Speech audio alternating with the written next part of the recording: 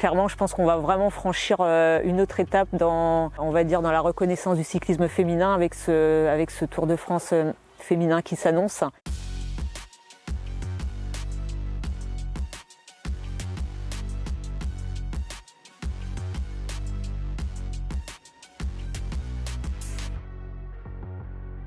Quand on voit un coureur cycliste professionnel, la question plutôt traditionnelle est est-ce que tu fais le Tour de France? J'ai envie de dire, chez nous, je pense que ça va devenir aussi un standard. C'est Breton s'ouvre à la collab. Alors ça Bretagne, partage-nous tes expériences en images. Pour les équipes, ça va être une vitrine forcément incontournable. Et puis la date qui s'inscrit à la suite des 3 semaines des garçons, je pense que c'est plutôt ça judicieux aussi. Et ouais, rien que d'en parler, ça donne les frissons.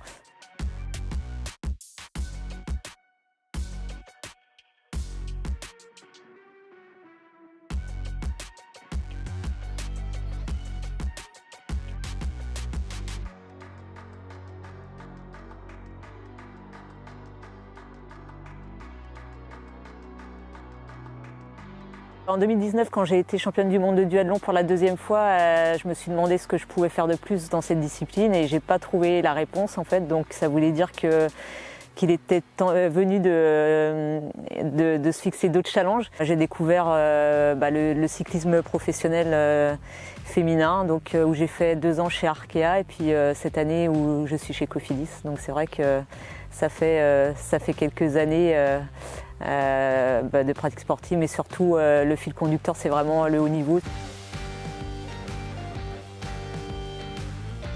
Il y a des grosses équipes actuellement qui se développent dans le cyclisme féminin, mais elles ne peuvent pas encore suffisamment contrôler, on va dire, le peloton. Là où on observe au niveau masculin des rouleaux compresseurs qui reviennent souvent sur les échappées, dans le cyclisme féminin, il y a encore quelques ouvertures, quelques possibilités.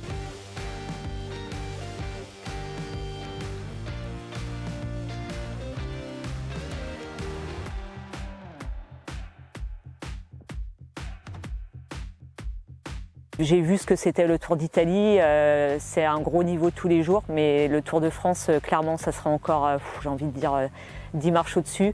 On y va avec beaucoup d'humilité aussi, mais avec beaucoup d'envie aussi, quoi.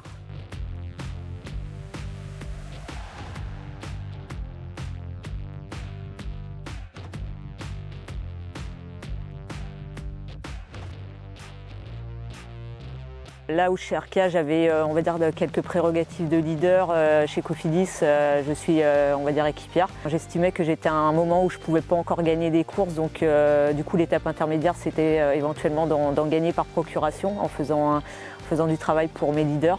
L'ampleur de la tâche était encore autre, mais moi c'est ce qui me fait avancer en fait, c'est toujours ce challenge, cette mise en difficulté, sortir de sa zone de confort.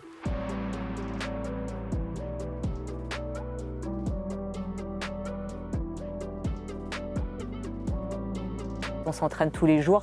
Il y a ce qu'on appelle l'entraînement visible, c'est-à-dire que quand je prends mon vélo le matin et que je vais rouler sur les routes, mais il y a aussi l'entraînement invisible, tout ce qui concerne le travail en salle, le travail de récupération, aussi bien chez le kiné, tout ce qui concerne les soins comme les bains froids, etc.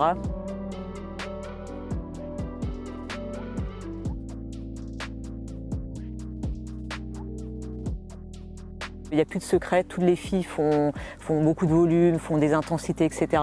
Donc maintenant les différences elles se font sur tous ces secteurs un petit peu annexes qui permettent d'aller chercher les petits pourcentages qui font les gros plus, on va dire. C'est Sandra Lévénez, c'est Breton.